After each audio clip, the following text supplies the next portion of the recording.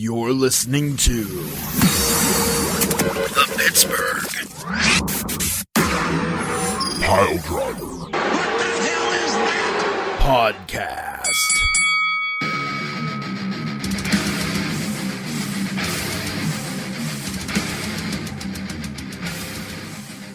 Hello, everybody, and welcome to the second episode of the Pittsburgh Piledriver Podcast for this week. Beef, what are we? Rolling. We're going to roll into the second episode here. We're going to do talks about WWE and some night of some champions. And that's what we have to discuss. And I think there's going to be a lot of good discussion here. And we have a special treat for everybody. No, I know what you're thinking. Is it a special guest? It's definitely not. Pat the Midcard Maniac won't be joining us on this episode because screw you, Pat. That's why. And that's the special treat for you. Pat won't be here with a janky-ass mic, and you won't be able to try to understand him. Hashtag suck it easy, fake champ. Tiger Bomb Tom is here. Poot the Bard is here. The Cruiserweight champion, Beef the Legend, is here. Let's go ahead and do talkies. Happy talks. Yeah, man. Night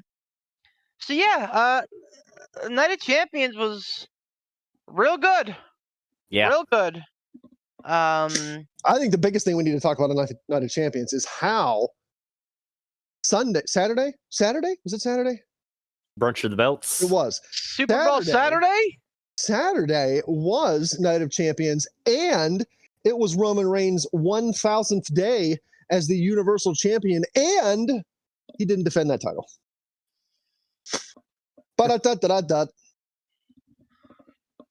I mean, I'm gonna throw a little shade there. I'm gonna throw a little shade because I think it's dumb. But that's it. I'm not gonna go in. I've been bitching about Roman Reigns for 6 months. I'd rather have Goldberg or fucking Lesnar no, I'm serious. Like, give me a part timer.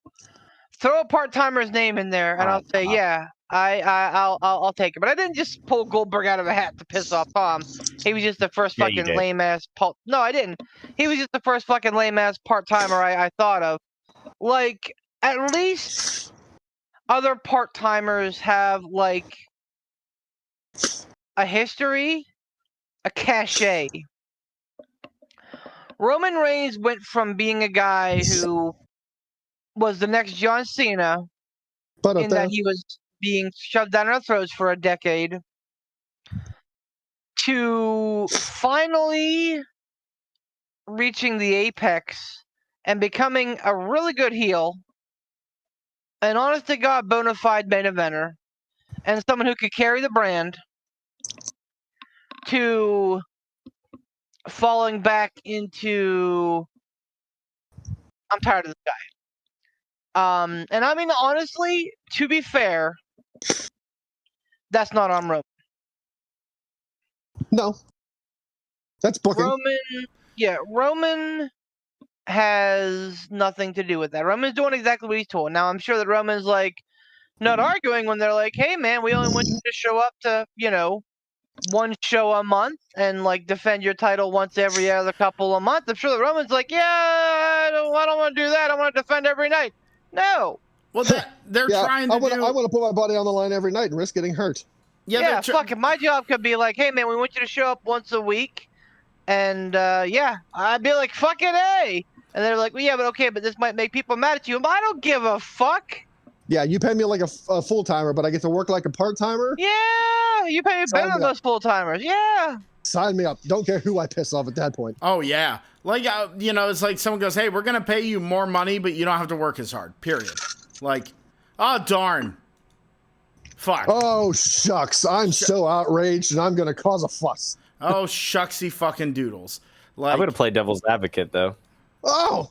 Yeah. Oh, he says. I think from a storyline perspective, I think you can't deny the fact that the idea of Roman Reigns, just his, I'll say, presence or lack thereof, whatever, there's still like a bit of his fingerprint and the whole focus has always been on like the bloodline and everything going on with the bloodline. And when you think bloodline, you think Roman Reigns. He doesn't have to be defending his title every week or necessarily even once a month, which I will digress. I do think that the championship should be defended like every 30 days or so.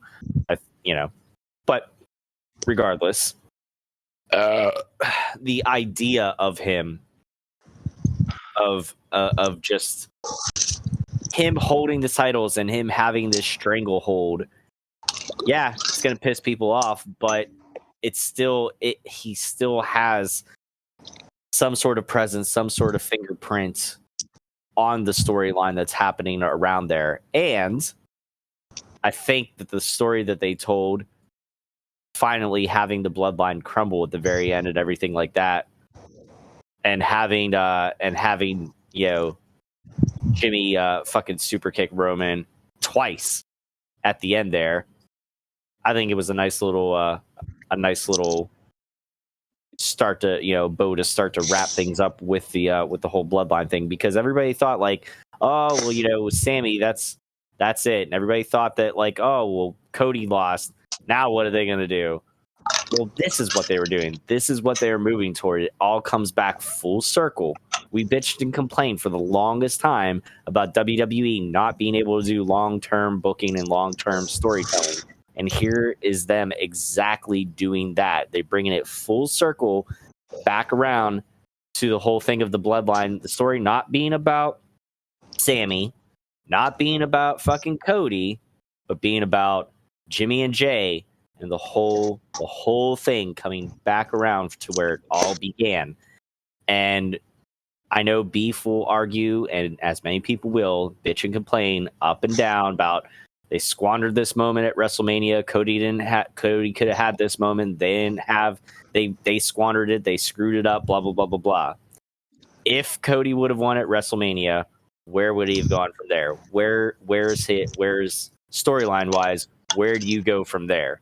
The fact that they continued this bloodline story, and granted, didn't have to go. We're not saying it's going to go on to the whole next WrestleMania.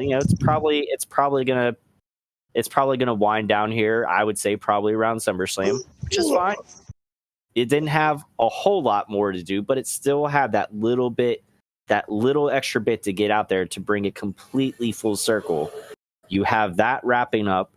You have Cody coming back on the rise. You have him going through his hard times, just like his daddy did.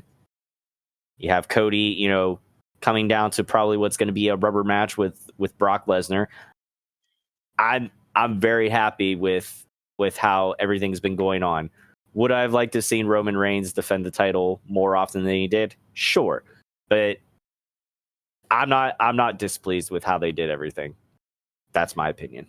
I for one was shocked. Well, maybe not shocked, but I was surprised that it was Jimmy pulling the trigger on Roman and not Jay. I thought for certain they were building up to have Jay finally turn on Roman after all this internal conflict with him and Roman and him and Sammy. I was surprised that it was Jay. I was surprised it was Jimmy. I have a question on that. When the whole thing started with Roman way back when, was it not that I'm trying to remember who saved who between Jimmy and Jay? Was it that Roman? I think Roman faced Jay and Jimmy. It was Roman beating down Jay Uso into submission. Right. And because Jimmy was out. I don't know if he was out because he was hurt or if he was out because of legal issues, but Jimmy was out. And it was Roman constantly beating up on Jay, trying to get him to fall in line. And I think when Jimmy came back, he kind of convinced Jay to get on board with Roman, and that's how that happened. Well, there was a match where it was one of them had Hell in a Cell. Yeah, one of them. Roman beat down that's what Ransom said. Roman beat up Jay, and Jimmy had to basically was coerced into joining the bloodline. Okay. Well, because I remember, like Ransom was saying, one of them was out for a while. and that was the start of the whole. That was basically the beginnings of the bloodline. And then when the other one came back, the one Uso had to convince the other to fall in line and say, hey, listen, this is what we're doing now. And then they did, and everything was hunky dory, and then we all know what happened from there. This is all just one big, and I'm going to fucking grandstand for a minute. This is all one big fucking power play to please the big dog. Because if you're telling me, why bother putting the shine on Cody? Coming back, a fucking returning hero, a man finishing his father's legacy. Why bother putting the shine on Sami Zayn? A man who's clawed and fought for everything he's gotten and come up through the indies and was told he was never going to be anything. And here he is, main event of WrestleMania. Why bother giving either of those guys a shine whenever you could put your trust in guys who have already become two-time losers with DUIs? Jimmy, I think, has 2. Jay, I think, has 1. Guys that aren't going to draw a fucking dime as a singles competitor. I will say that till I'm dead. The Usos, great tag team. Individually, fuck them. Jay's not better than Cody. I'll give you that. Jimmy's not better than fucking Sammy. The only reason that this stupid fucking bloodline was ever interesting at all, ever, was because of Sami Zayn. Before he was involved, we said, good on Roman for being a shit heel. Like, eat shit heel. Like, that was the best positive we had to say. It was still bullshit and kind of stupid and boring. Sammy came in there and everyone started sucking the fucking bloodline dick. Oh, this is the greatest story since fucking, Groucho Marx beat fucking Kenny Omega in 1906. Like, I don't get it. And then Sami Zayn is gone, and now we're back to the same dumb bullshit. Where at the end of the day, one of the guys that gets a shine is either Jimmy Uso or Jey Uso, who, again, is not going to be a top star individually. Oh. And again, has had history of being a fuck up.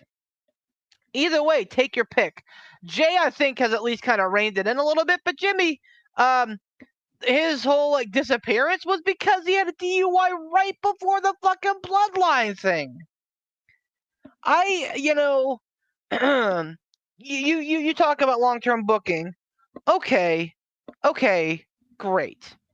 I agree. We've been asking for it. Long-term booking was Kenny Omega in AEW. The fucking champ, the man with 4 belts. That was long-term booking. It took a year and a half. This is double that. This is not long-term booking. This is long-term boring. To each their own. And I get it. Like, yeah, sure. Jimmy super kicking Roman buys it another fucking couple of months. And Tom, I love your optimism, but like, there's no way that this does not wrap up, but before Royal Rumble at the earliest, depending on what route they want to go. Because I'll tell you what's going to happen. Roman's not going to face Jimmy till SummerSlam. And then at SummerSlam, some shit's going to go down with Jey Uso. Jay's going to be a will they, won't they. Oh, did he accidentally kick Roman? Or did he accidentally kick Jimmy? I don't know. Find out next week on SmackDown. Come to the fall, where we get fucking Bloodline and War Games again, probably, predictably. Versus like Kevin Owens, Sami Zayn's, and who the fuck else knows. And fucking, here we are again. Will they or won't they? Will the Usos turn on Roman again? Or are they going to be a happy family? Oh no, look, the Usos are finally turning on Roman. Fucking Royal Rumble, Roman faces the other Uso, and fucking shit goes wrong. Solo interferes. Oh, what side Solo's going to be on? His blood brothers or the tribal chief? Fucking WrestleMania 40, Roman versus Jey Uso for all the fucking marbles. They ain't gonna be that drawn out, dude. I thought the same thing. I thought the same thing. People were like, Beef, you know what? Like, this bloodline thing's gonna be up and over at WrestleMania when Roman loses to Cody. I'm like, okay, you're right. You know what? That's right. That's gonna be the crack. Then the Usos are gonna turn. blah blah blah blah blah blah blah blah blah will be out by SummerSlam. Fucking A. I don't see that happening anymore. The only thing that changes is that Roman didn't lose at WrestleMania, but the cracks are still there. The fucking Usos are turning on Roman now, or he turned on them. But basically, that crack is already there in the foundation. The only difference being that Roman didn't lose at WrestleMania, so it's still on track to fucking wrap up by SummerSlam. They have been drawing out this Lord of the Rings-esque fucking tale about walking. Yeah, I was gonna say, 4 years. For 4 years, they've been drawing it out. Even the fucking trees walked in that movie. Easy. Sorry, Ransom. Ransom's getting mad. Ransom's getting upset. All I'm saying is this. Here's the first movie, and here's the second movie. You're gonna make things worse. They've been, you remember whenever you were younger and you had the silly putty, right? And you want to do the comic strips like you saw on TV. So you stretch out the silly putty, right? And you stretch and you finally get the comic strip on there, and then you accidentally stretch a little too much, and then it's all fucked. And then you try to do it again, and eventually that silly putty wears out to where it's just a fucking wad of garbage. Silly patty. Welcome to the Bloodline 2023, a big fat wad of garbage. Wow. Thanks for coming on my TED Talk. That was a hell of a TED Talk. Jesus. That being said, getting back to Ransom's original point, am I shocked by Roman not defending? Not a bit. Not a fucking bit. This is right on track for the tribal chief. Am I disappointed? Abso-fucking-lutely. Abso-fucking-lutely. He should have defended his title. Like, my God, let this Kevin and Sammy thing be over. Let them go do their own thing. Let the fucking crud line do their own thing. And just be done with it. Good Lord. Just be finished with Kevin and Sammy and Roman Reigns. Because if I have to see Roman's stupid veneered face looking at Sammy, smiling because he's a big fucking cocksucker, I can't do it anymore. I can't do it. Night of Champions was good. Disappointed with Roman Reigns. Somebody else talk before I have a heart attack. Wow. Oh my. I didn't like the fact of I had mixed emotions about them opening up the show with the World Heavyweight Championship match. That too. Oh, my heart. I can't. I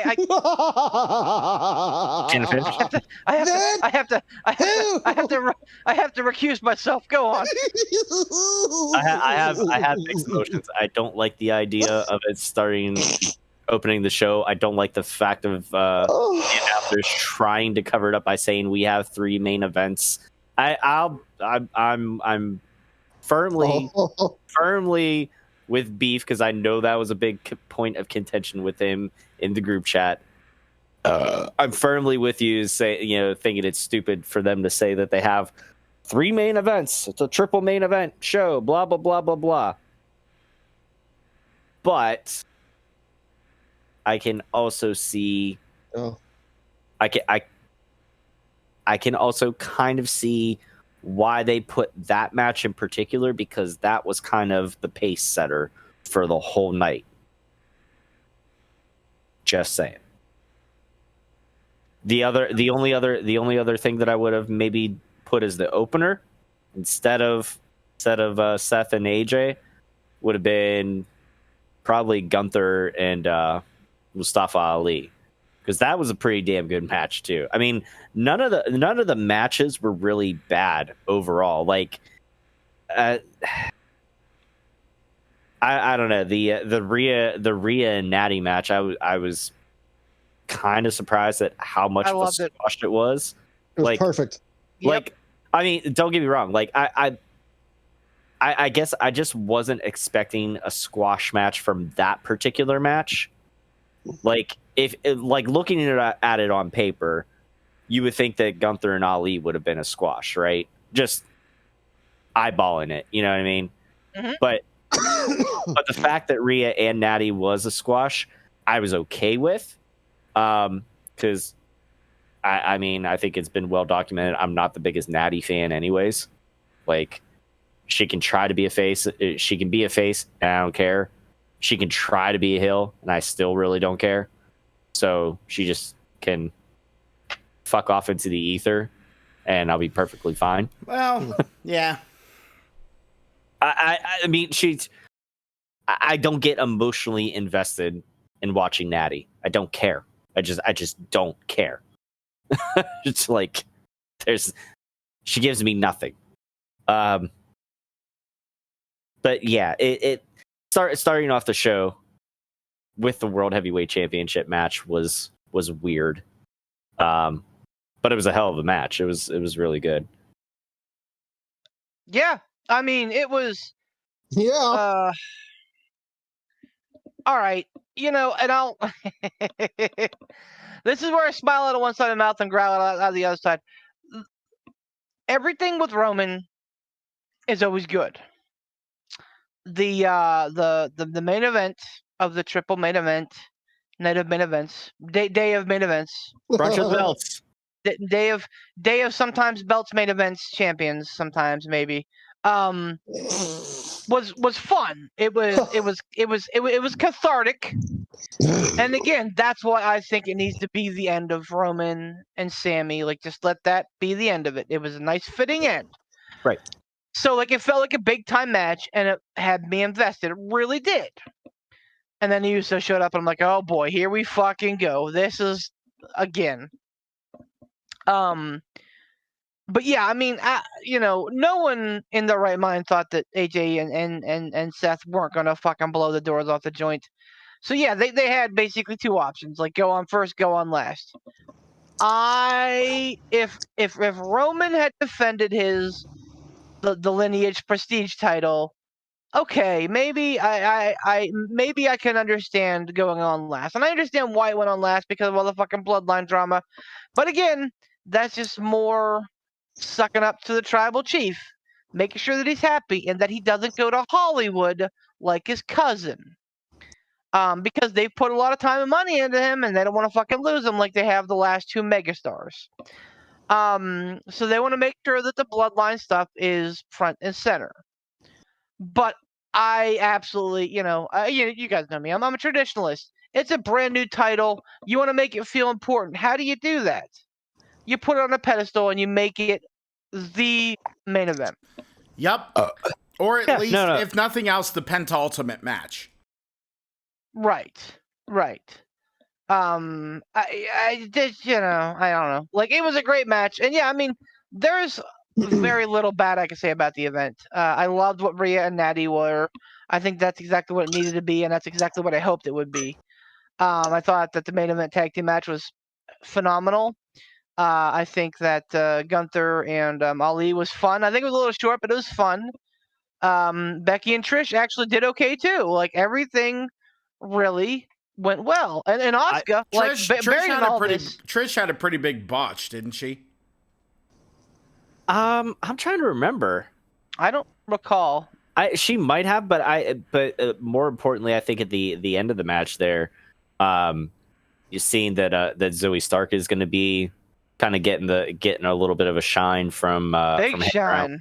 Yeah. Oh, dude. I mean, and Zoe Stark is somebody who was absolutely like main roster ready, has been for a while. Like I'm excited to see.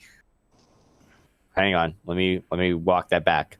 I am hopeful to see what they can do with her on the main roster. I hope that she does not get stuck in mid-card obscurity. Hashtag fed to Charlotte. Charlotte's on the other show, though, to be fair, so it had to wait at least a year. It's like saying Bloody Mary into the mirror 3 times. Don't do it. Just don't talk about her. Who? Charlotte Flair? It. Stop. Yeah, Charlotte Flair. That's 3. Damn it. Anyways, a plastic surgeon shows. You say her name 3 times, and a plastic surgeon shows up and fixes your jaw. Surgeon. Yeah. He's working on me right now. Yeah. The only complaint that I'd have with the whole show was the fact that I lost 4 points on the Bianca Belair match because Asuka won. But Yeah. I'm glad to see Asuka win the title. And I thought it was really neat the way that she did it. The fact that she didn't hit the mist, but then she got it on her fingers and then got her fingers into Bianca's eyes, so she still effectively. Oh, she got her fingers in her. Yeah. Yeah, she did. Tear off that fucking bodysuit though, because fucking Saudi Arabia. No. Yeah. I think. Well, so here's what I'll say about that. I think it was really. I like how they're getting creative with them. Trish had an outfit that really called back to her early days, just with no cleavage. Becky had the outfit that like reminded you of the bride from like her WrestleMania match. The Kill Bill thing. Yeah. Like Bianca's was outstanding. Asuka's was really good. Like they're being creative with it. So like whatever. Like I don't watch it for ass and titties anyway. I don't think a lot of people do. No, I'm not, and I'm not making reference to that. It's more about their freedoms. I get it. It's not about wanting to see the Divas division return, because good God, no way in hell. I want to see it's women the principle. wrestlers. It's the principle. I want to see women wrestlers wrestle because they're good wrestlers, not because they have good plastic surgeons.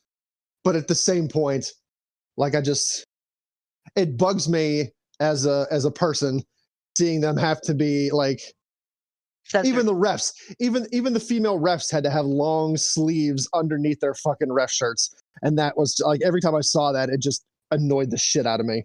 At one point, Becky's coveralls came up and I saw her ankle. I'm like, well, they're going to chop that off. See you, Becky. She's done. They won't let her leave. I said the same thing to Andy. I was like, oh no, her ankle's exposed. I was honest to God waiting for them to stop the match so that they could fix that. I really was, because I was like, this is probably going to cause a fucking incident. International incident. Gotta watch out for them ankles and forearms, man. Whew. Yeah, right? Back in the fucking 1910s or whatever. Like, oh boy, that ankle's going to really give me some thoughts. Society's going to collapse. Yeah. I love it. I love it. I feel like Becky, or rather Asuka and Bianca was awesome, and I feel like we all said it in the picks that we hoped that Asuka won, but that Bianca was probably going to win.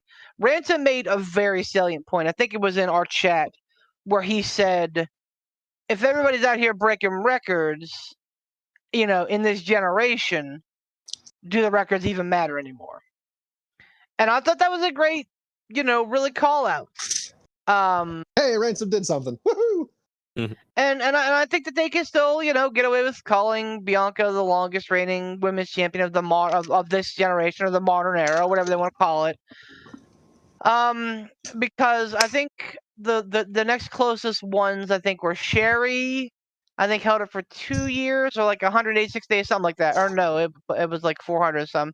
I think 46. And then Trish had a longer run too.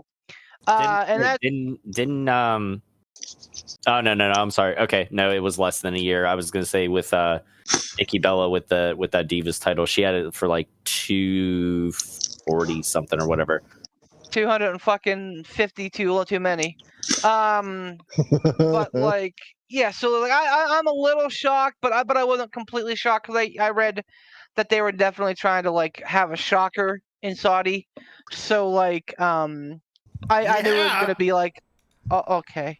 I get that. It was I figured it was gonna be Ali beating Gunther. No, because I think that, well, I mean, Gunther is headed for bigger and brighter things, man. Like you can't continue to hold him back just because you want him to beat some archaic record that he's within 100 days of doing. Speaking of, I feel like I'm gonna do a little bragging here on the picks episode. Bragging, yeah. On the picks episode, I said, watch, they drug stupid Mustafa Ali out for this show because it's in Saudi Arabia, and after this, he's going to go into mid-card obscurity, and Mustafa Ali is now in NXT. I'm not saying that NXT is mid-card obscurity. I'm just saying he's going nowhere on the main roster. I would much rather see Ali with fucking Wesley for the North American title versus him in catering every so often. Oh yeah, no, I agree with you. But wait, Yeah, Mustafa Ali and Corbin are I saw having programs in NXT now. I saw that Corbin went down there, and I'm like, you know what, good, because they haven't been doing anything with him for a while. Which It's either one.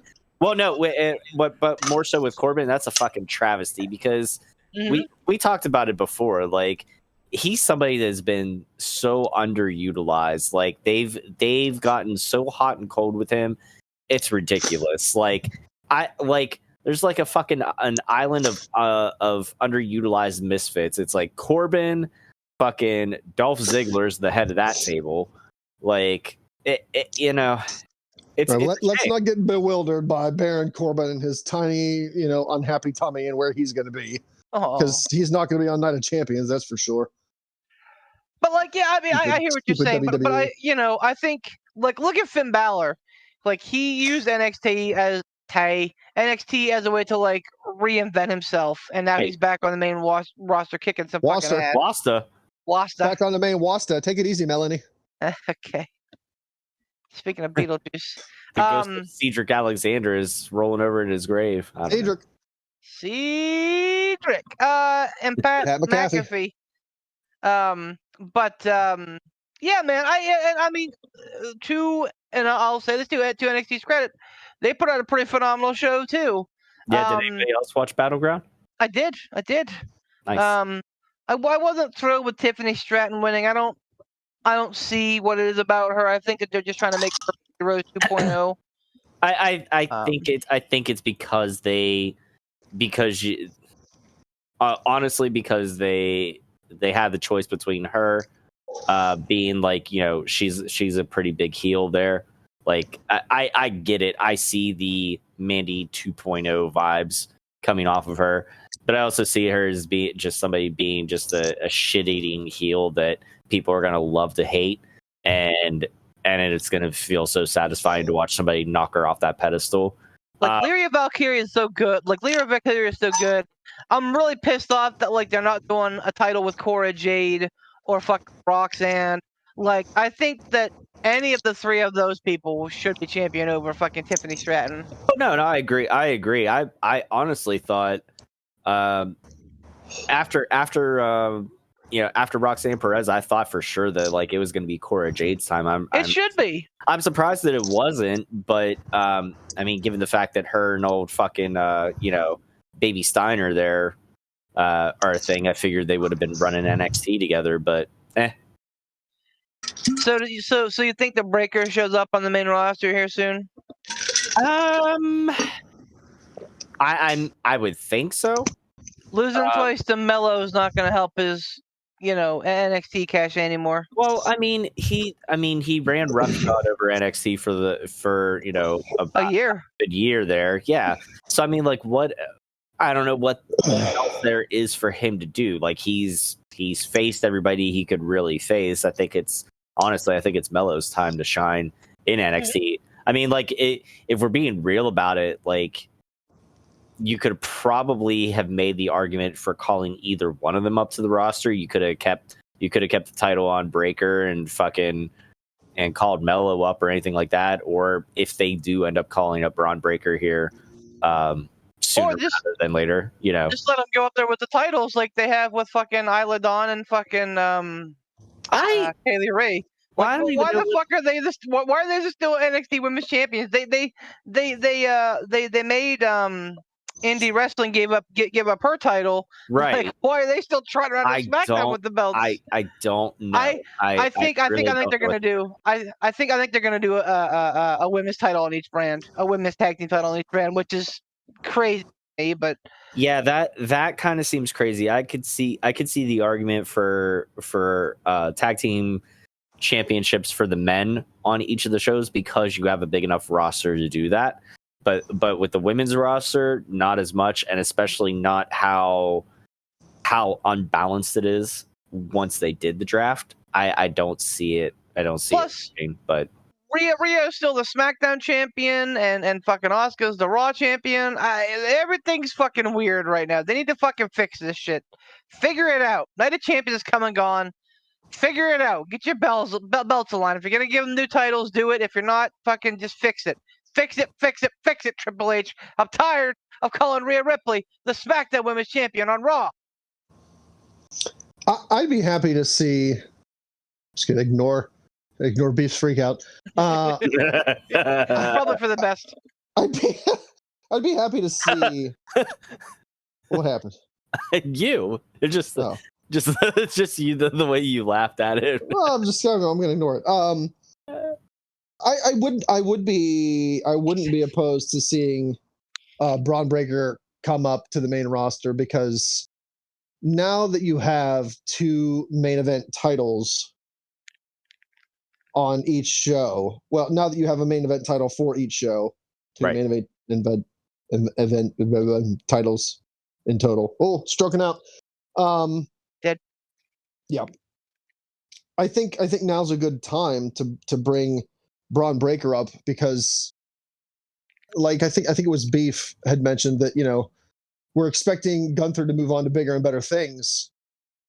What better way to allow Gunther to move on to bigger and better things than to have Braun Breaker come up to the main roster and, spend a few months there, and then have Braun Breaker relieve Gunther of that Intercontinental title, which would free him up to then pursue the main event title. The only issue with that is right now that they have Braun Breaker booked. That's a fucking tongue twister. They have him booked as a heel because he basically won right after like Carmelo won. I think it was like on the next NXT episode they had. Basically, Braun pulled the whole,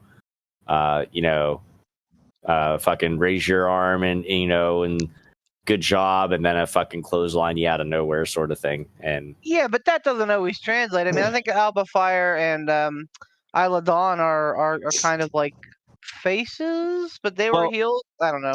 If there's anything that we learned from a call-up, it's you can be a heel or a face on NXT, get called up, and immediately transition to the opposite.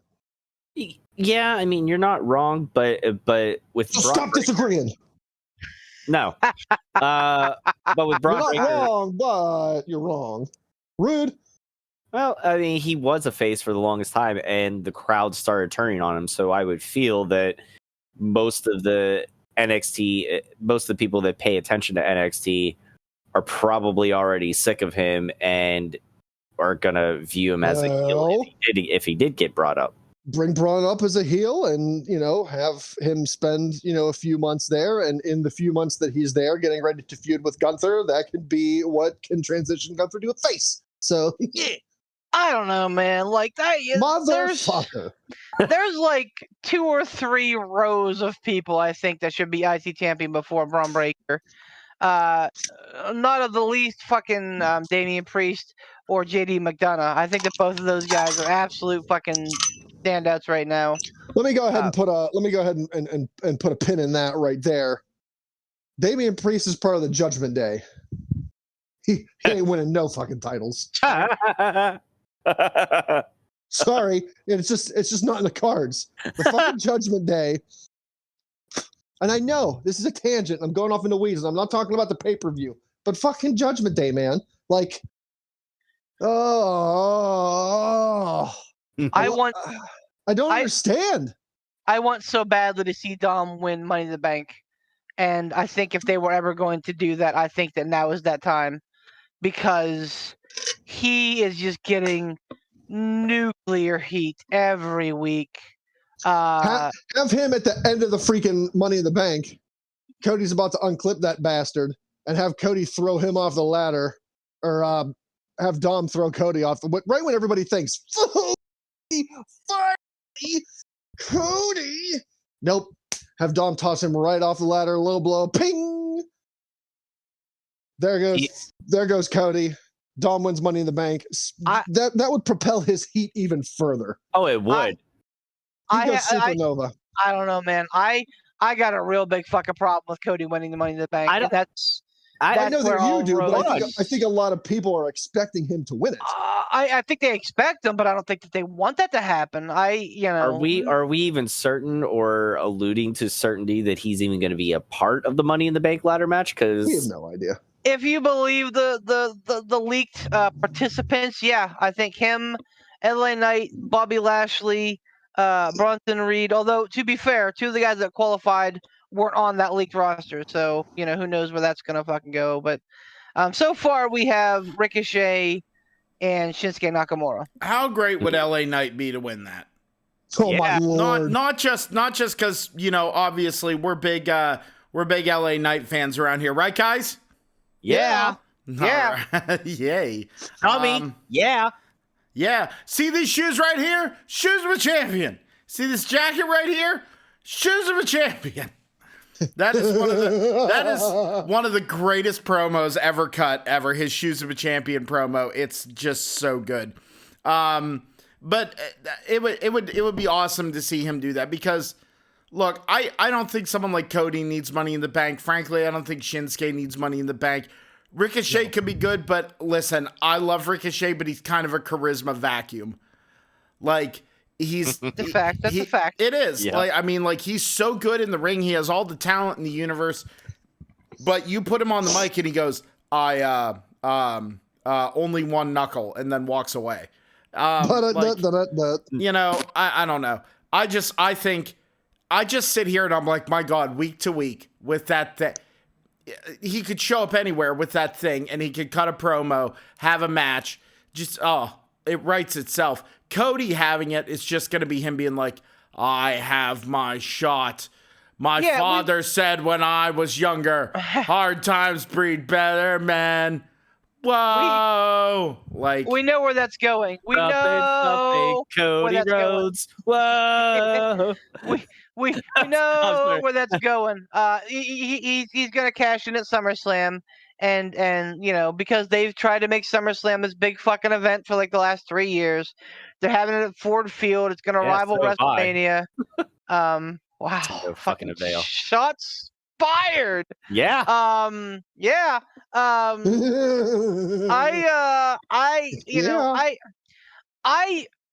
again, talking out of, smiling out of one side of my mouth, growling out of the other side. At this point, Growl. since we are where we are, since the chips have fallen where they have, Growl. I would prefer to see Roman Reigns carry the belt till next year's WrestleMania, Cody win a second Royal Rumble in a row, and dethrone him at WrestleMania 40. I want that to be how it goes down, not Cody Rhodes winning the Royal Rumble, 6 weeks of I'm finally going to finish the story, and then them fucking pulling the rug out from under us at the fucking 11th hour. No. I want it to be the end. But I would much prefer that pathing than Cody jumping into Money in the Bank ladder match with a broken freaking arm. Wink, wink, nudge, nudge. It's titanium. And winning Money in the Bank. I said it because I know. They talked about that cast. That's a titanium cast. Who's got the titanium cast? Lex Luger was disqualified for like 87 matches because of that shit. Make up your mind, WWE. Fix it, Triple H. Fix it. The next episode that we forge is just Beef gonna be going, fix it, fix it, fix it, fix it, Triple H.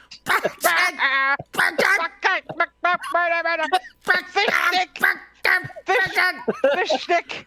But like I would much rather see it be that road, the long road, versus Cody stealing Money in the Bank for somebody. And I'm aware that LA Knight winning Money in the Bank is probably a curse for him to continue the losing tradition of Money in the Bank recently. Which is fine. Like that's fine. Like make him a foil to Roman. Have him cash in and hilariously lose. It's only going to increase the cult of LA Knight. It's only gonna make him a bigger star. I just hell, fucking Bronson Reed, another guy that could do great with it.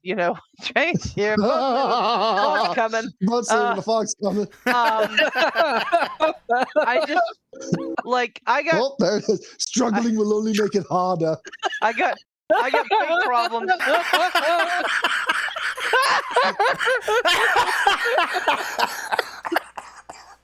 So let it breathe for a minute. Just Oh gonna my god! Nope, that's it. Thanks everybody. Thanks everybody. Bye. It's Ransom and a train hobo in a Mordor street Oh fight. god, that was so good. Struggling only Magadata. Oh, Oh, fuck. Oh, fuck. God. Oh, God, it hurts. Ooh. Because, ooh. Yeah, you gotta bring it down. I had to come down off that one, man. Jeez, you ever laugh so hard and then you get the coughing fits because you're laughing so hard, and then you're that's why I had to mute. and then you're just like, you feel like you've drank like 95 beers. You're like, whoa, my head's swimming. Oh, Spinning God. hair. That was hilarious. Anyway, I'm Beef, old. go on, Beef. I'm old. I'm hurt, and I work with fucking children. True. It's very true. No, my point here is that Cody stealing I'm going to the Dos something. Hermanos Luchas podcast. Or maybe I won't. Who knows?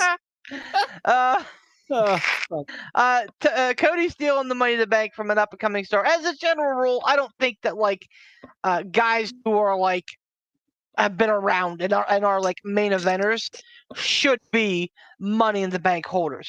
No, that should be reserved for up and comers. Bingo. Right. You look at the best ones. Edge, fantastic. Mr. Kennedy, what could have been? You know, CM Punk Kennedy. His WWE career with that shit. You know, like big names have held the Money in the Bank briefcase that really. Daniel Bryan was another one. Just so many that have won the briefcase and have become main eventers because of it. Well, now, okay, hold on. Whenever, arguably, it's just to play devil's advocate, whenever Seth Rollins held it, he wasn't necessarily like a quote-unquote up-and-comer, do you think? Or... Absolutely he was. Absolutely he was. Okay, for the main event scene, definitely. Yeah. Okay, I kind of felt he was...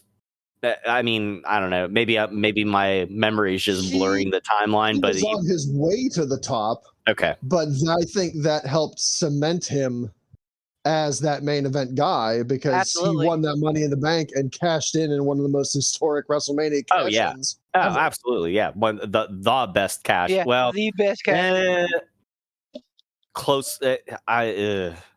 Tom, hold on. Fucking tell me to hold on.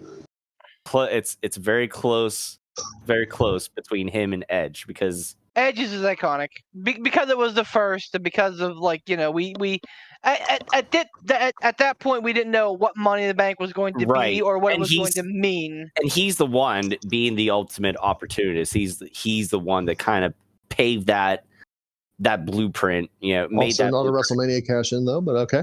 No, it's not. That's why I say it's very close. It's like a 1A and 1B for me. I don't know which one I like more. I probably like Seth's more just because it was at WrestleMania, but I don't know. I like Orton's.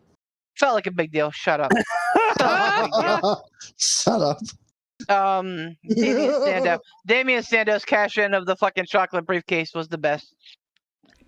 Oh, the fucking chocolate briefcase. But I just don't feel like Cody needs it, and I feel like they're using it as an unnecessary plot device to like retcon the past. Instead of hanging a Money in the Bank briefcase, they may as well fucking be hanging a fucking neuralizer from the ceiling from Money in the Black, and just be Money in the Black. You heard me. I was thinking neuralizer. I was thinking neuralizer, Men in Black. Come on. Give me a break here. My brain moves a lot faster than you guys. I appreciate that. I talk fast. Gentlemen, the English maker. Your brain moves a lot fast. faster than us guys. I talk fast and I was hoping that was gonna go. I think fast. I talk fast. Keep up, boys. But they may as well be giving us a fucking neuralizer to like misremember what happened 6 months ago.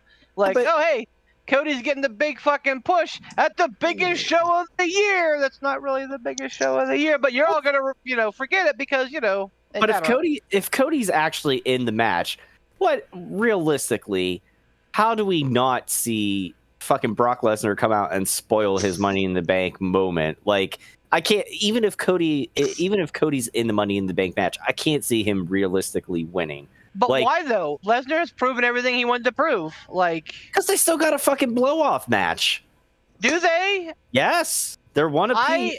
They're gonna have a rubber match, dude. They're gonna have a rubber match. Welcome to WWE, where 50-50 booking is fine. Look at Lashley and Lesnar.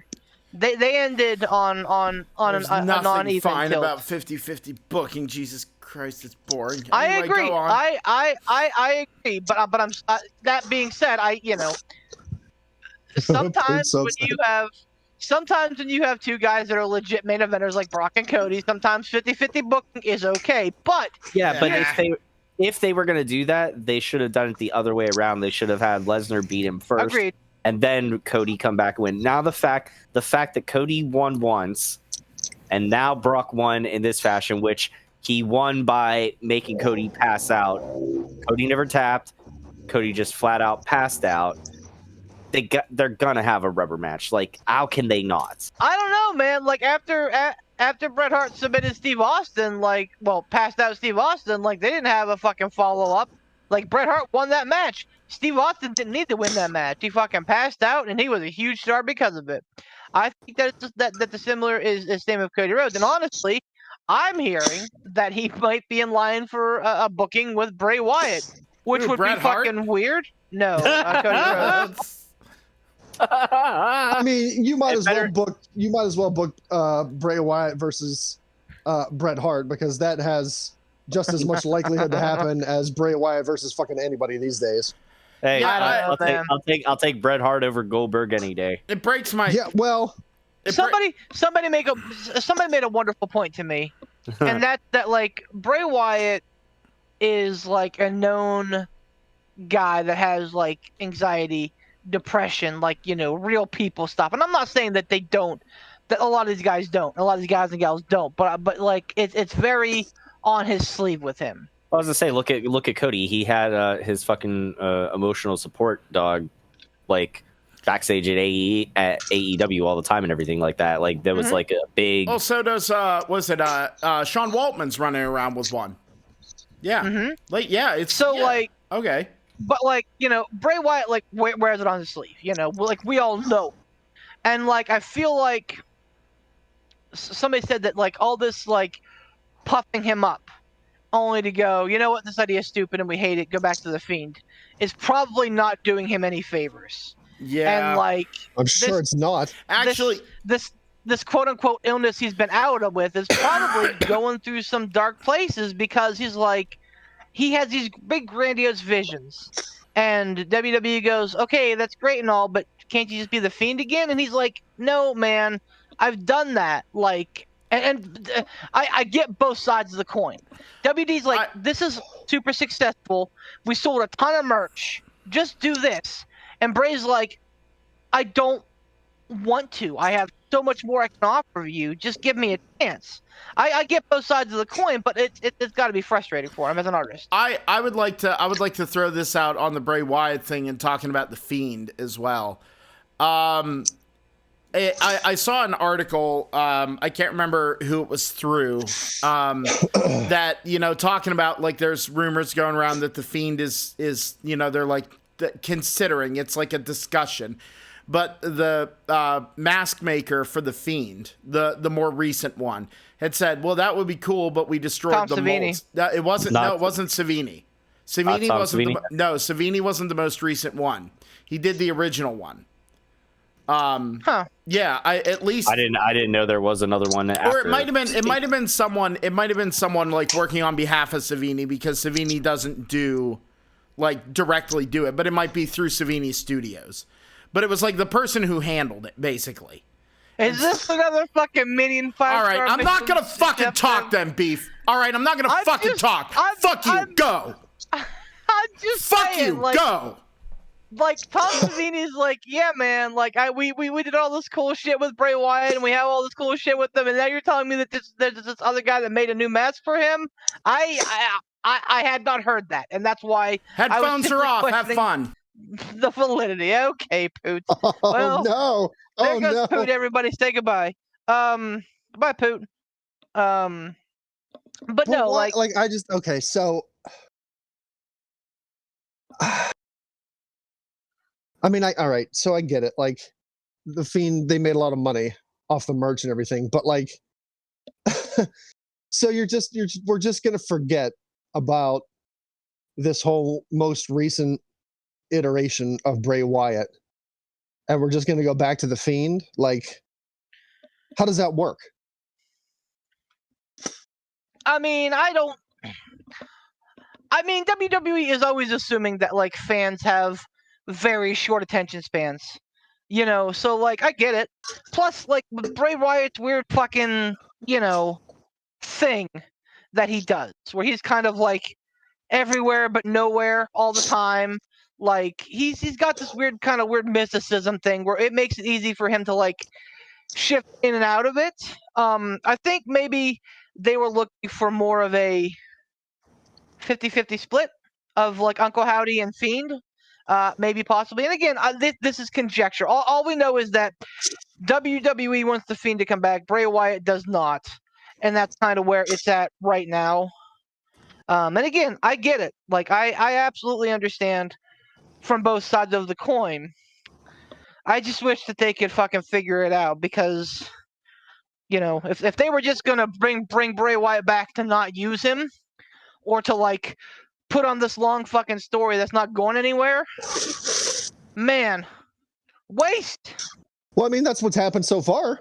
Yeah, absolutely. Like, he had this big grandiose return, and then all these weird ass vignettes with Uncle Howdy, and then like Uncle Howdy was not with him, and he was causing him problems, and then in that weird Mountain Dew match, Uncle Howdy was with him, missed a swanton, missed a elbow.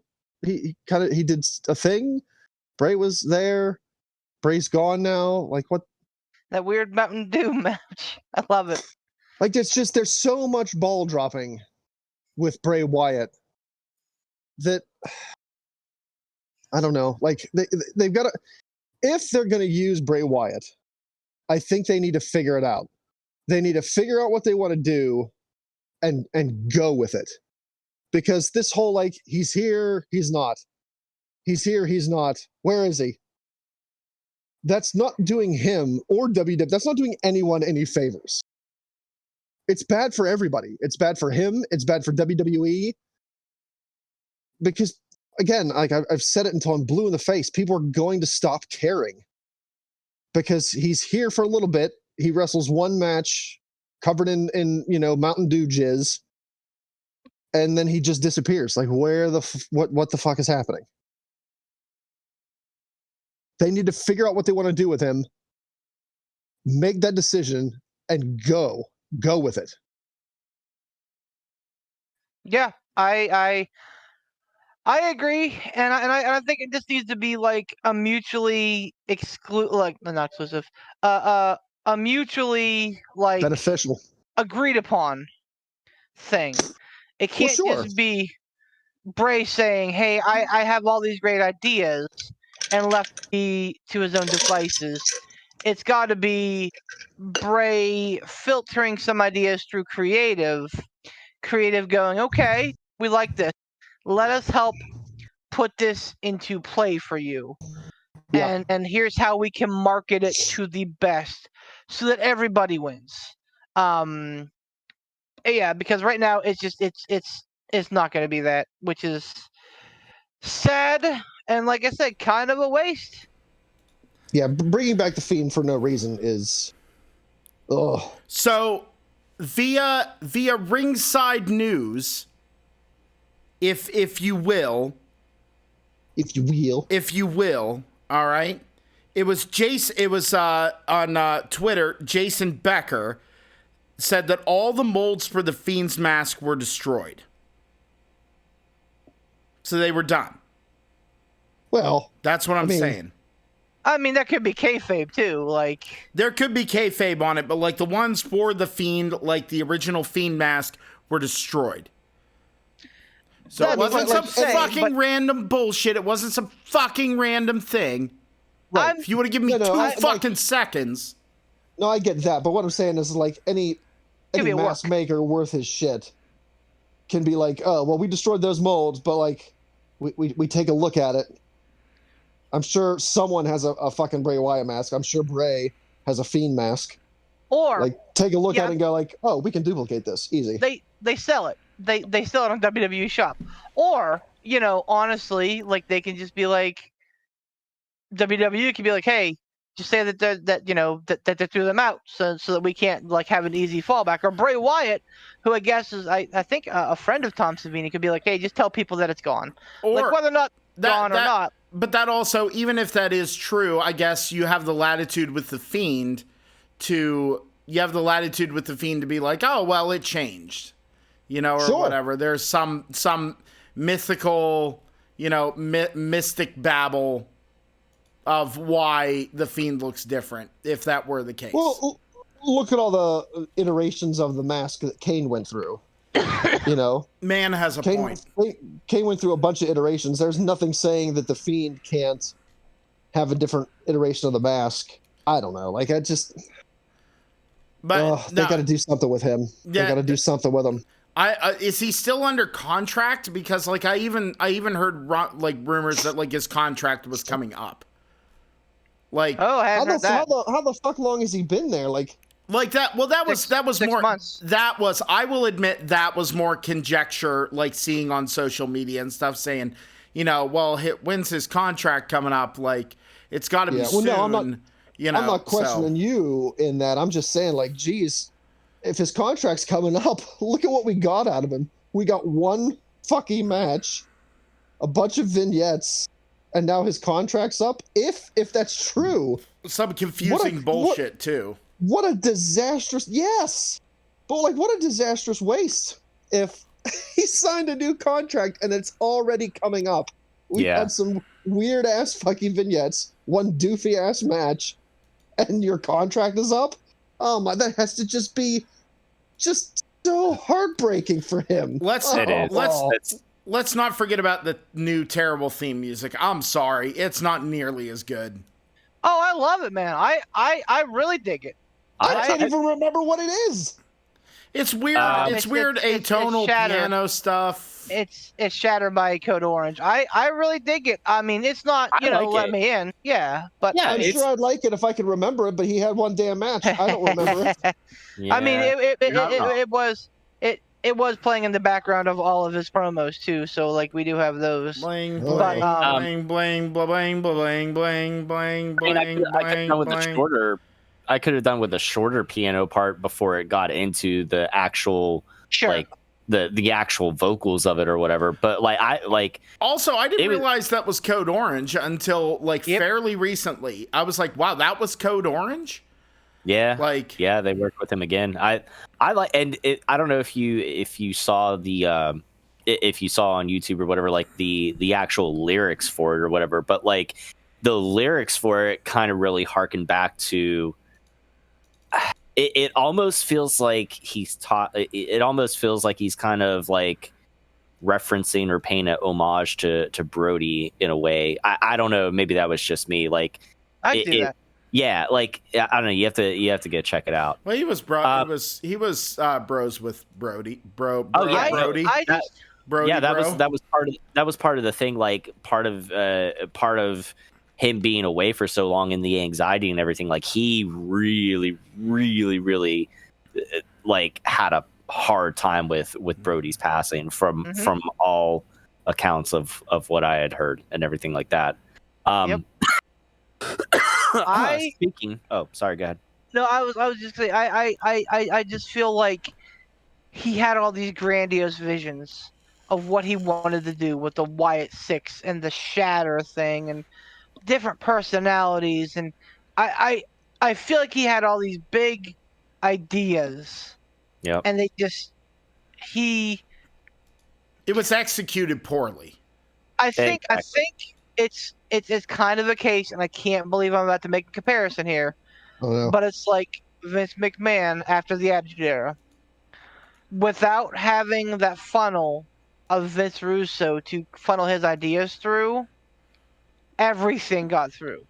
The good, the bad, the ugly. Right. And when Bray Wyatt probably signed that new agreement, he's like, okay, But listen, I'm not letting you guys fuck me again. So you're giving me creative control of my character. And they're like, that's fair. And like it just blew up in their face because they're like, listen, man, we appreciate what you're trying to do, but you got to do something. Yeah, You pull can't the just fucking sit there, trigger, man. You got to do something. You can't just sit there. Yeah. Speaking of of utter disappointments and things that we long since have forgotten, what about a Stump the Chumps, huh? Oh yeah, right. I guess. You like that, huh? Thank you, Discord soundboard. Oh God, I forgot that's a thing. Yeah. Oh my God. Pat's Look, fucking interruption was like so long ago. I forgot all about him fucking wanting us to do that. I feel like let's just beef. Let's just be honest. Fuck him. I feel like You I don't need to do it. Yeah, Do we have one from I Dave? feel like If I not, don't want to do do it Burrito. because he's like, you guys gotta do it. We'll defy until the end, Pat. We don't have to do shit. Let's not ever do it.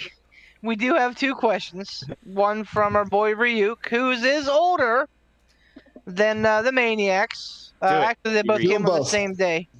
Do them both. All right, we'll start with Ryuk That's to the see key where we thing. end up. What? Oh, this is an easy one. What was the quickest elimination of the Royal Rumble? Oh, That it's would be, Santino Santino Marella. Santino Morello at one I second. wasn't ready. I wasn't ready. I wasn't ready. Yeah. Santino Marella.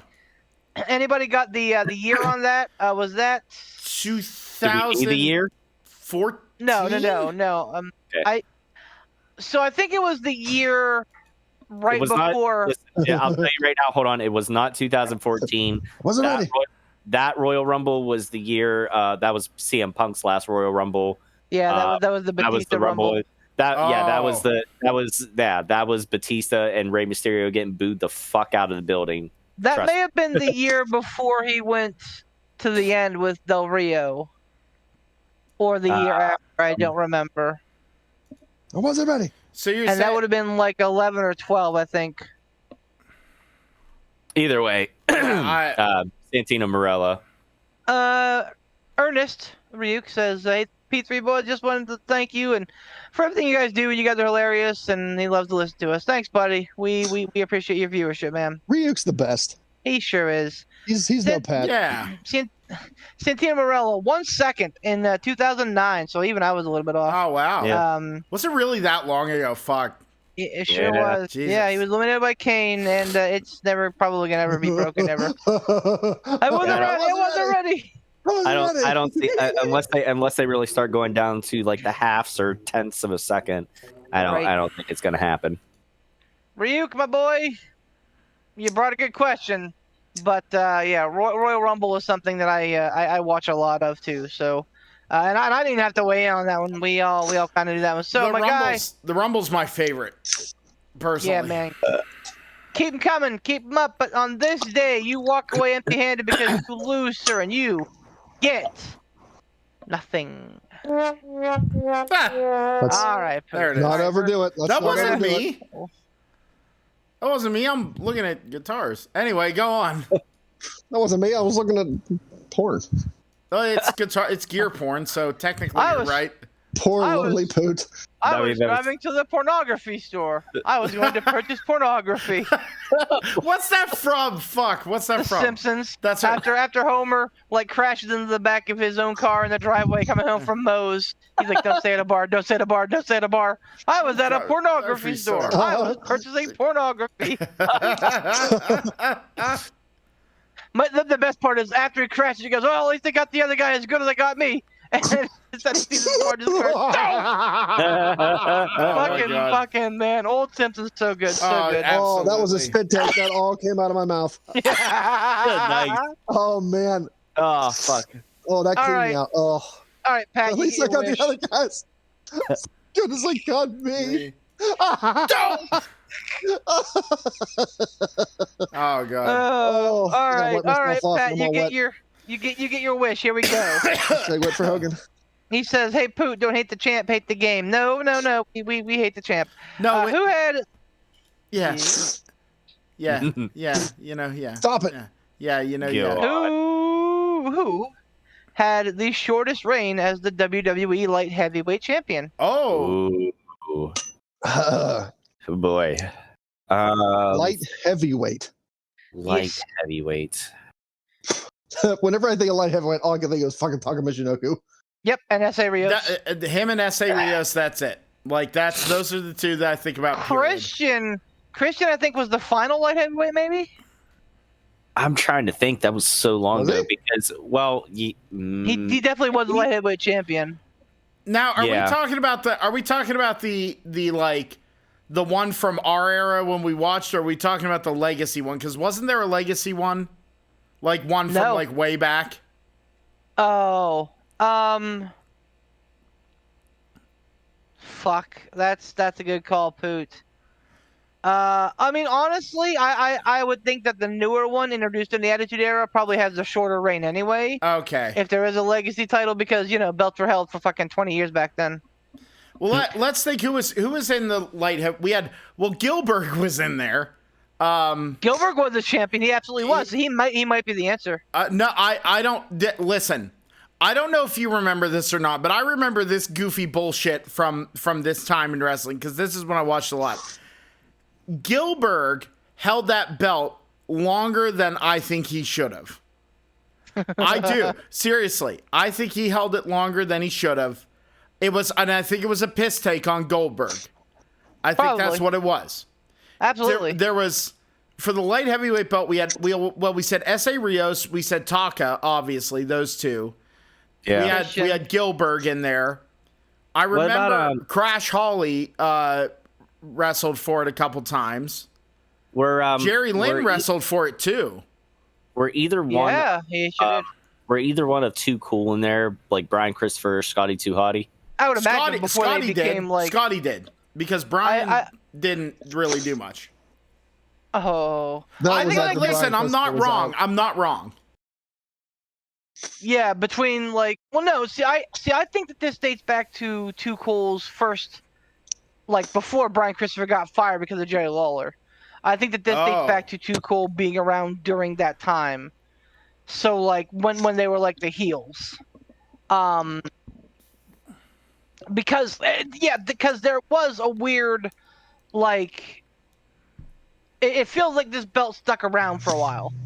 Because like WWE brought it out because they're like, so you like Nitro Cruiserweights, huh? Well, how about you get a load of me? It existed because of WCW and it came out in the Attitude Era, but then like it kind of stuck around even. I think at some point it was merged with the Cruiserweight title, if I'm not mistaken. I think it was. So it probably hung on for a long time, longer than it had any fucking right to. I mean, Taka had a long run with it. I think Poot's right. Gilbert had a long run with it. I know that Christian was a champion. I don't know if he had a super long reign. And honestly, it may be S.A. Rios, who I think was the inaugural champion. And then probably lost it quick after. No, because the inaugural, if I'm not mistaken, came after Taka. The inaugural. Oh, really? Okay. The inaugural, as it were in the Attitude Era and everything, if I'm not mistaken, was Takamichi Noku. Because it was at a pay-per-view, right? Probably. I'm trying to remember. It was at a pay-per-view. They wrestled for it. They're like, hey, we're gonna have a light heavyweight belt, and I think that was Taka versus. Either S.A. Rios or generic Lucha Man. It was one of the two. It was I just remember Taka being in that match. Right. Maybe but now and that could be like what 20 some years removed from, but I remember them doing the inaugural belt. So here's the thing: as far as we're talking about all these different people that have had it, and we're talking about people like who remember having it, like that's why I asked like some of the people around that time, like like a Brian Christopher, or like a Scotty 2 Hottie. Like I feel like it's somebody like them that we don't immediately like Taka Michinoku jumps to the forefront when you think light heavyweight champion, and he probably had a decent reign or more than one reign with it. I think it's somebody that's I think it's somebody else like a Crash Holly, like a fucking Scotty 2 Hottie that probably had the shortest reign that we're not thinking about. I don't think either member of Too Cool had that belt, and I could be wrong. I know Scotty did. Did he really? Okay. Yeah, he did. One of them did. Scotty did. And Yeah. this was before like the bucket hat and the fucking worm and shit, right? No, he was Scotty 2 Hottie when he had the belt. Really? He wasn't. Wow, I didn't think it hung on that long. Okay. He wasn't Scott Taylor. He was Scotty 2 Hottie. Now, here is where I question this. Because if my memory serves by watching or listening to some sort of fucking podcast, because that's what I do, the belt, the WWF Light Heavyweight Championship originated when WWF had a partnership with a Mexican organization and then like another Mexican organization and New Japan. Mhm. Like the WWF wrestlers didn't start vying for the light heavyweight championship until the late 90s, mid to late 90s. But like early 80s, the WWF light heavyweight championship was still a thing, but it was only like defended in outside organizations. Okay. You're not wrong. So my question is Pat wanting what is recognized by WWF, or is he wanting the title history? Because if he's wanting the title history, not just when it came to WWF, we have to start thinking about like Mexican wrestlers or New Japan wrestlers from like the early 80s. So point of order, he does say WWE light heavyweight title. So I would say that constitutes the Attitude Era U.S. I mean, that's us making assumptions. Well, I mean, he doesn't specify, so we're going to take the liberty to say that it is, since he says WWE Light Heavyweight Championship, I will say definitively that would put it as the Light Heavyweight Championship that was introduced and defended in the U.S. in the WWE/WWF Attitude Era and onward. A little beyond. A little beyond. I would agree with that take. Yeah. And if he says otherwise, then fuck him. Who cares? The fact that he said WWE Light Heavyweight Championship leads me to believe it may have happened after the shift from F to E. And I could be wrong, but that was kind of the indication that I kind of felt. So I feel like Crash Hall is a good take. I don't know why Scotty 2 Hottie's still sticking in my mind. I have it, honestly, I have it between either Crash Holly or Scotty 2 Hottie, but I feel like Crash was a little bit more over than Scotty was, like besides with Scotty being part of Too Cool and everything like that. Like overall, I feel like Crash was a little bit more over because he had all the hardcore title bullshit fuckery going on as well too. So I feel like he would have had a little bit of a longer reign than Scotty. Well, and Scotty, honestly, that would have been like in the time whenever Too Cool was really starting to blow up. You know what I mean? Like they were like, so like having him as a singles guy. Mm-hmm. Don't think in that linear way of thinking, because just because someone has the shortest reign doesn't mean it was their only reign. Right. So Scotty could have held it for months and months and months, lost it, won it back for a couple days, lost it again. And I was thinking actually Taka for that too, because I feel like maybe even though he was like the introductory champion, maybe he may have won it back at a later time and lost it very quickly. So again, I know you have made a decision on that you're just thinking about American WWE But if my timeline and thinking is correct, there was never a WWE light heavyweight championship. It was always WWF, because the light heavyweight championship and the WCW Cruiserweight Championship were in existence during the Invasion angle, and WWF didn't become WWE until after that Invasion angle. You're right. You are 100% right. So yeah, you're 100% right. So, well, that said, do you have any like? Did you have any leads on anybody like all these podcasts you're hearing?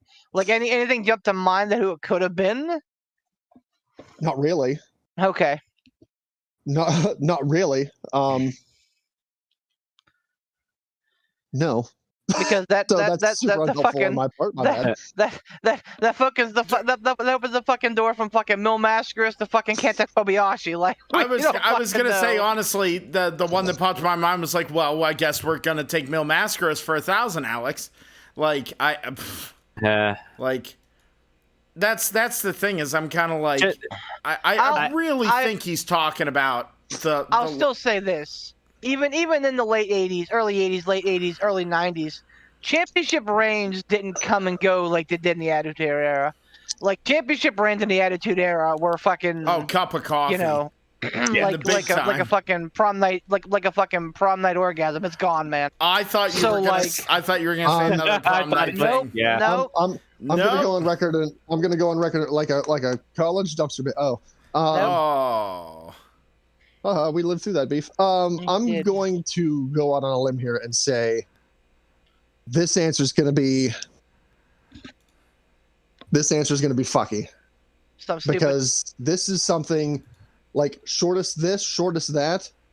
Those are like super easy answers that we normally really get. And Pat's not going to throw us a super easy answer if it's that cut and dry. It's going to be something ridiculous, like some dude in the 80s from some weird Mexican organization, or it's going to wind up being like a tie between a super old guy that we've never fucking heard of and a recent WWE guy. Like, they wound up having like the shortest reigns, same amount of days. I'm hedging my bet here that Pat takes this, because you're giving way too much credit to him. I don't think that he fucking gets all into that. I think he might now, dude. I'm willing to bet, because like I think you poked the bear. Yeah, he throws some ridiculous shit at us now because but in any case, like, if it is one of those, like, you know, early 80s Mexican or New Japan guys, I have no fucking idea. I don't know current New Japan guys, let alone New Japan guys from the fucking 80s. Yeah. I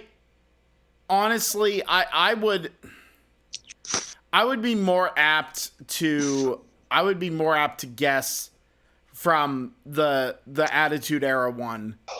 Yeah. That's like I'd be more, because if we're gonna guess and we know it, here's the thing: if we're gonna guess and we're gonna get it wrong, and we're like, Mil Mascaris, I feel like we're throwing it away. I feel like we can at least suss out the idea of the Attitude Era one and at least have a strong guess, even if we're like, well, we're gonna be fucking wrong anyway. So you know what I mean? I mean, are we like really committed to saying that S.A. Rios had a super long reign though?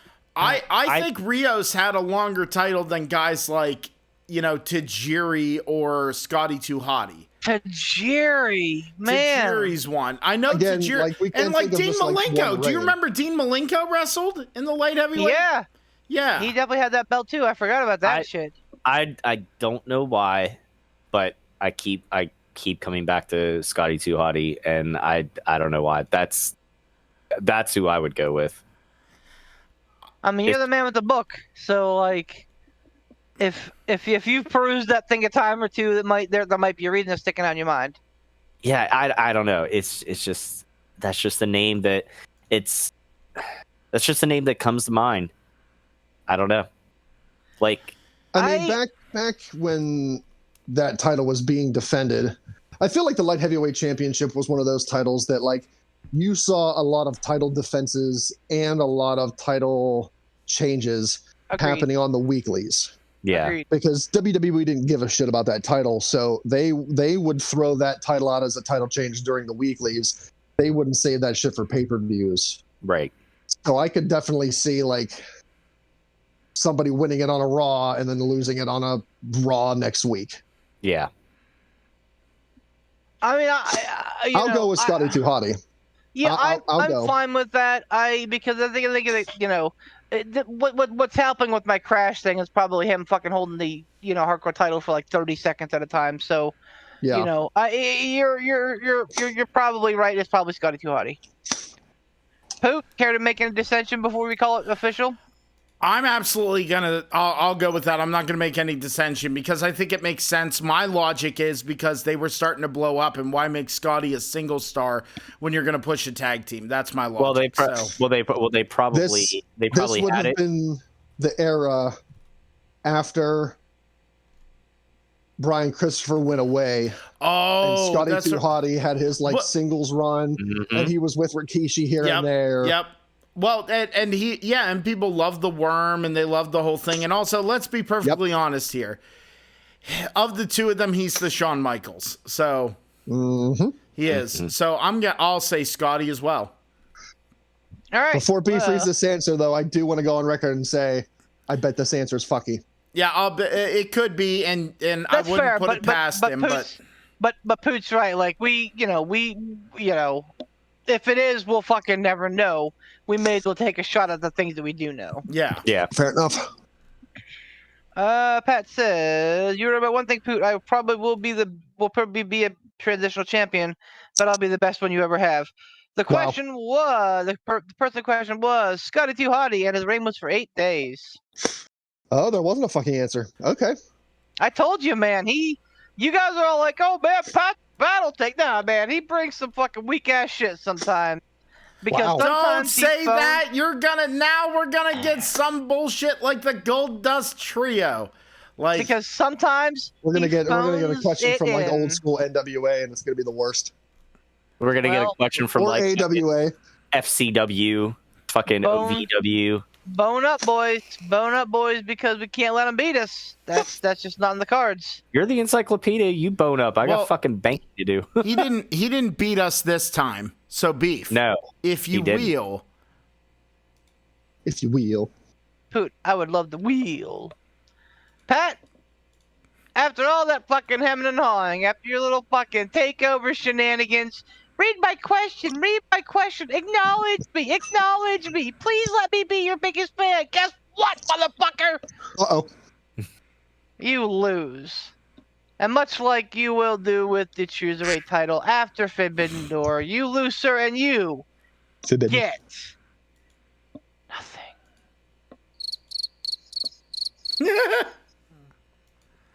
All right, that was a good one. That was good. That was well placed. I like it. Beef. Poot? Oh, that was Boof? Boof. Yeah, it's not the first time we've heard that one, Beef? That's true. Yeah, Boof. We've heard Boof well before. Fusion, ha! All right, ready? Okay. Thank you all so much for listening to P3 Podcast. We really appreciate it. Why don't you go and get yourself a P3 Podcast t-shirt at goldgaming.com/casualgamingdad. Go search on Casual Gaming Dad. That's goldgaming.com. Get your own P3 Podcast t-shirt and buy one of every single item that Casual Gaming Dad sells because it's high quality merch and you'd be supporting a lovely boy. Speaking of Casual Gaming Dad, also follow him on all the things. You can find him on Facebook. Join Casual Gaming Dad's Corner and watch him stream lots of awesome stuff. And you can also find him over on Twitch at Casual Gaming Dad, Casual Gaming Dad 84, and Casual Gaming Dad on the YouTubes as well. You can find him all over the gaff. He's all over the place. So support that boy. We also want to thank Frigoff Ransom, the funniest boy in the world on YouTube, and also wildly creative. And very good. Make sure you subscribe to him on YouTube. Also, go on over to Twitch. Back to Twitch. That's right. You're heading back on over there. It's okay. It's just literally a couple typey words, and you can type those words, and you can get on over there. Don't be lazy. Just do it. No, don't highlight, right-click, copy-paste. You're not doing. Don't save it to your favorites. Put in the effort to go and see them. That's right. Type it in. Twitch.tv/BeefTheLegend13. Watch him, follow him, subscribe to him, praise him, our Cruiserweight champion. And Oh God, I'm dying. And while you're over there, why not go ahead and follow Poot the Bard while you're over there? You follow Poot the Bard. That's right. Go to twitch.tv/Poot the Bard. I'm over there. You can also check out my dead YouTube channel. That's also a thing. Just search on Poot the Bard. Baby, it's all about branding. That's what you do. And then we also want to thank Mr. Sean Tischler and his work with independent wrestling in the central Pennsylvania area and the greater Pennsylvania Commonwealth. Thank you so much. And we honestly want to thank Pat, and we want to thank Ernest, the best boy. We want to thank you guys so much for sending in questions. We really appreciate it. And we're going to have more picks and everything like that coming up here soon. But for now, we're going to get going. For myself, the Bard, for Casual Gaming Dad himself, Mr. Tiger. Uppercut. Bomb Tom. Tiger Soundboard Tom. Soundboard Tom. And the Madman himself. Hey! And of course, our very own wrestling encyclopedia and Cruiserweight champion, Mr. Beef the Legend. Thanks, everybody. Bye! Fix it. Go.